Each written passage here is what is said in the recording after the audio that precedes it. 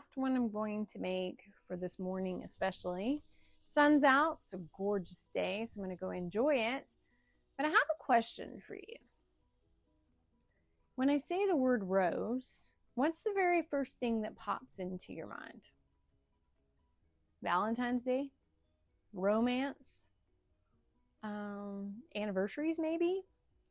Maybe it's somebody standing outside with flowers trying to apologize for something they probably shouldn't have said. We've made roses almost entirely about romance to the point that I absolutely cannot stand roses in that context.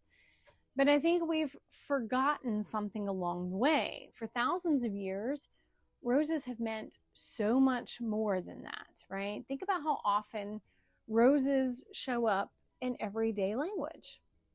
Stop and smell the roses. Every rose has its thorn. A rose by any other name wouldn't smell as sweet, right?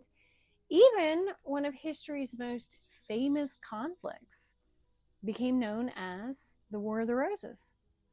That's a lot of symbolism and pressure on one little flower. And it made me start wondering, why roses? Why not daisies? Why not sunflowers? What was wrong with dandelions? What is it about this plant that continues to capture imagination for centuries? And I think herbalists ask the same questions, right? And today we're going to find out why. Wondering if my neighbor is going to come and cut my grass while I'm doing this video. We'll see if we make it. So, roses have been treasured for thousands of years. Ancient civilizations cultivated them for their beauty, their fragrance, food, even perfumes. There's even a huge medicinal side to roses too. Rose water became very treasured. Actually, know how to make that. It's pretty easy. Rose oils became treasured. Rose petals found their way into teas. Rose hips became valued as food. And when one plant continues showing up throughout history, what do? We pay attention, right? Not because history, again, proves that it's correct, but something kept bringing these people back to this plant.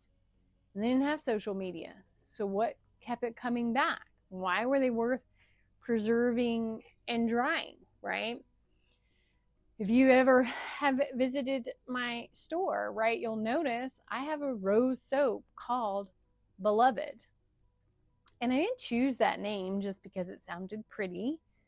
I chose it because roses have truly been beloved for centuries. They show up during celebrations, during weddings, during times of grief. Each rose color has its own personality and purpose. White roses mean something different than red roses, right? You'll see them all through gardens and all over herbal medicine. So Beloved for the soap just felt right. So one of the things I find most fascinating is that roses have almost always been connected to the heart. Not just the physical heart, but the emotional heart, right? We give roses when we fall in love, right? We place roses at our weddings, funerals, right? That's how they're all tied in. We celebrate with roses. We decorate with roses. We grieve with roses. And somehow, one flower has become part of nearly every major emotional milestone in our lives. See, this is why roses are not my go-to flower. I think they're kind of overdone in some instances. Now, does that mean roses magically heal your emotions? Well, of course not.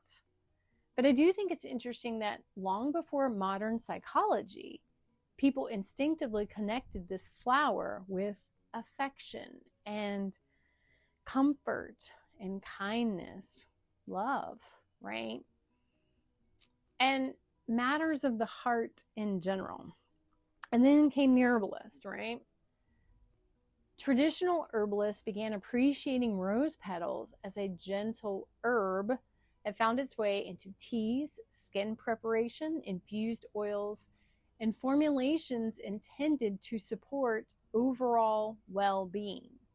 Again, traditional usage, not promises.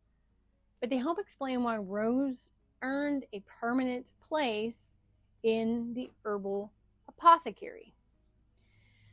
Why do I personally keep it? Well, one, they smell incredible when they're dried. But here's why I always keep them on my shelf. Not because they're pretty, because they are. Beauty alone does not make space on my shelves. I've got some ugly herbs like black walnut that sits there because of its purpose. Rose does something I absolutely love in formulation, right?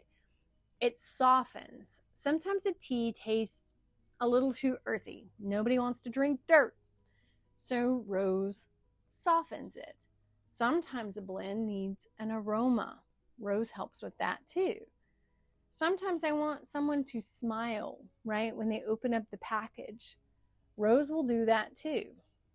One of the biggest lessons I've learned in formulation is that herbs aren't just chosen for what they traditionally support. They're also chosen for what they contribute to your overall experience, right?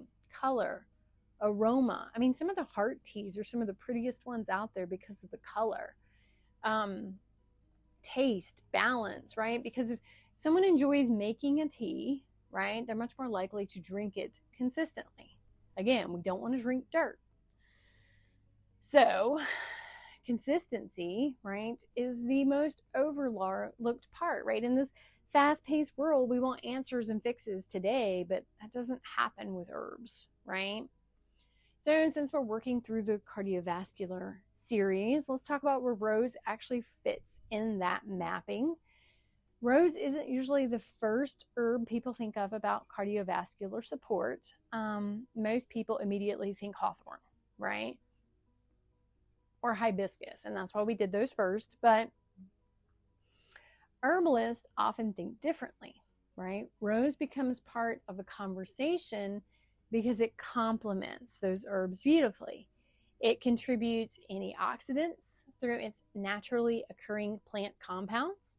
It adds a gentle flavor and an aroma and rounds out a formulation in a way that makes the entire blend more enjoyable to drink. Sometimes the supporting herb is what actually makes the formula work because people keep coming back to it.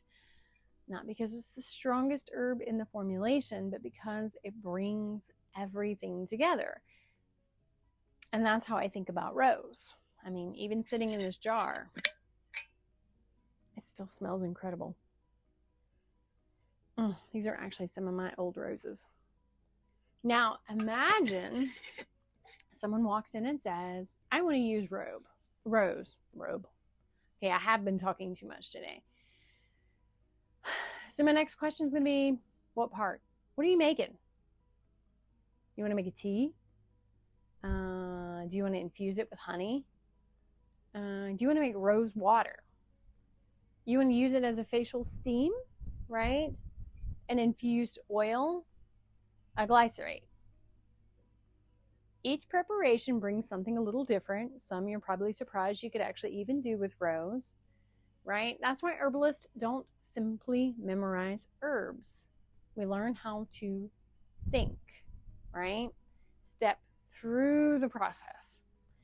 Rose is genuinely considered one of the gentler herbs when prepared as a tea. But here's one important reminder, right? Please don't make tea from the roses you buy at the grocery store or your florist. Those flowers are often grown for appearance and not for culinary use, and they may have been treated with pesticides or preservatives that are not intended for consumption. Always choose roses that have been grown specifically for culinary or herbal use. You can't just go get them from the store like that, unless, of course, you know your florist and know how they grow them. So I think roses teach us something really beautiful.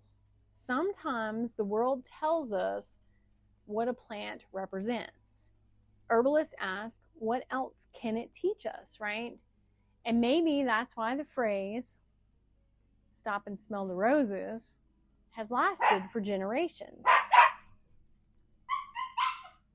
Maybe it isn't really about the flower at all. Maybe it's about slowing down, noticing beauty, appreciating the ordinary moments of life, being present, which we all have to work on in this day and age, right? And honestly, I think that's a lesson worth remembering. So remember to stop and smell the roses. So our next video, we're going to take everything we've learned, right, from hawthorn to garlic to hibiscus and rose, and we're going to begin thinking formulations as we build a cardiovascular tea blend together. That will be in the comment section of the next video for those of you who are curious. So until next time, I'm going to take a break and go do something constructive, maybe clean out the garage. I don't know. Probably not. I'm probably going to go find some of my waters. But as always, guys, stay rooted, stay curious, and as always, keep growing in grace.